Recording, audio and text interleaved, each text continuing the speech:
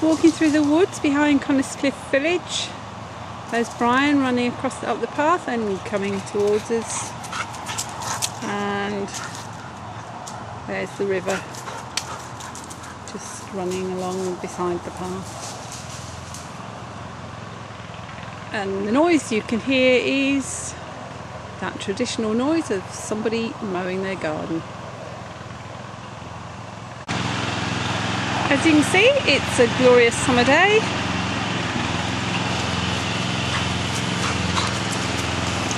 But I guess one bit of woodland's much like any other, really. A bit of a rural vista here, but spoilt by the view and the noise from the A1 over the back there.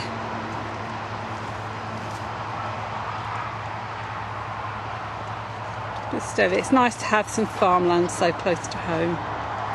One bit of many. We're just coming up to the bridge, or the path underneath the A1 now. That's all the traffic you can hear in the background. This is the first real view you get of the River Tees on this walk. Well, we're away from the traffic just a little bit now, and carrying along the path.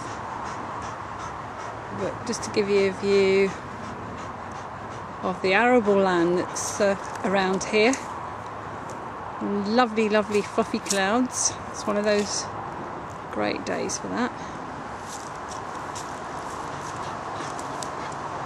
So lots and lots of open space. The bridge you can just see more or less in the middle of the picture now.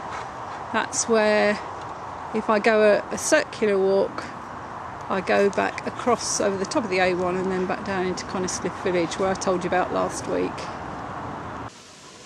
Well, we're just coming up to one of our favourite resting and contemplation spaces. It's amazing, almost a piece of sculpture, but designed to be a seat. We've just had an incident with Brian where he found a family picnicking.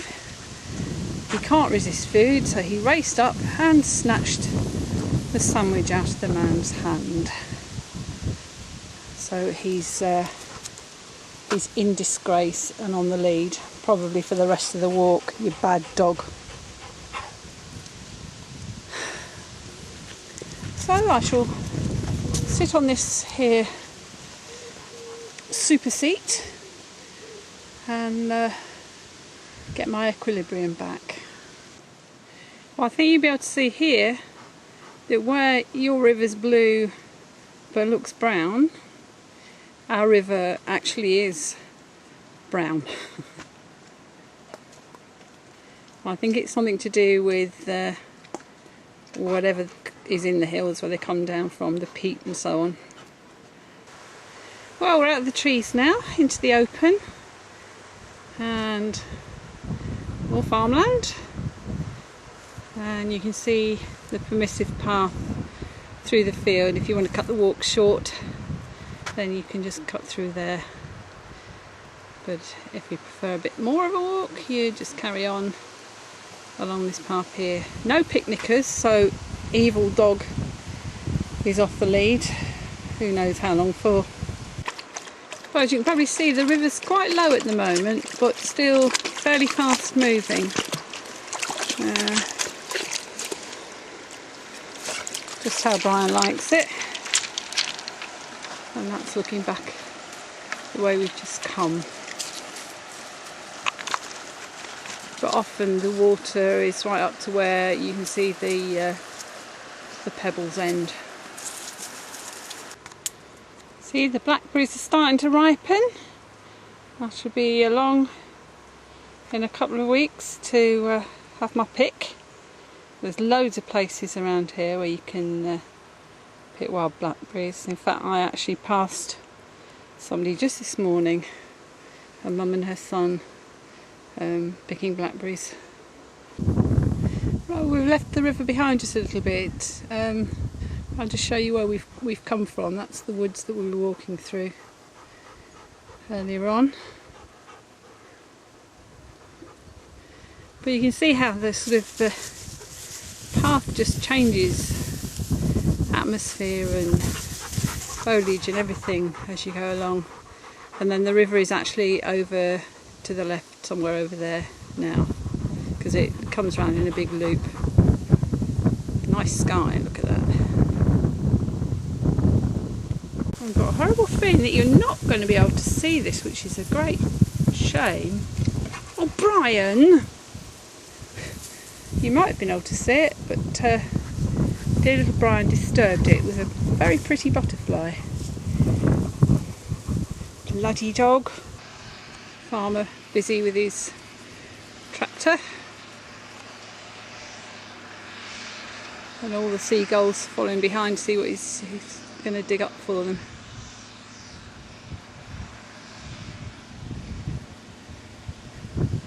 I'm sure a tractor isn't anything so incredibly novel, but there you are, it just gives you the atmosphere of the walk, doesn't it? Okay, well this is where the path divides. Now if I was doing a short walk, I'd turn off here and go along this long farm track to that bridge I told you about over the A1, which is just there. Oh dear, camera shake.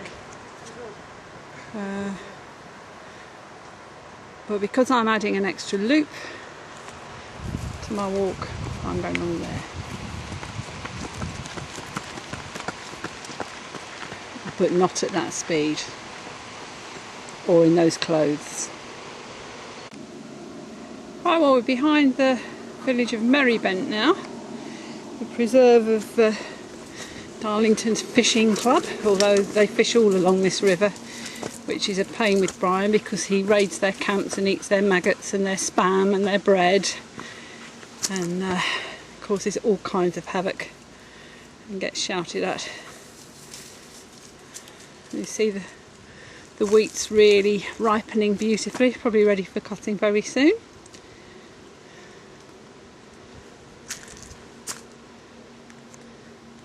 And we're going to walk to the village of High Coniscliffe. We've just come from Low Coniscliffe, so the river starts to open out quite soon from here. Right, we're still walking past the wheat field, and that's the main road through to Barnard Castle that you can see.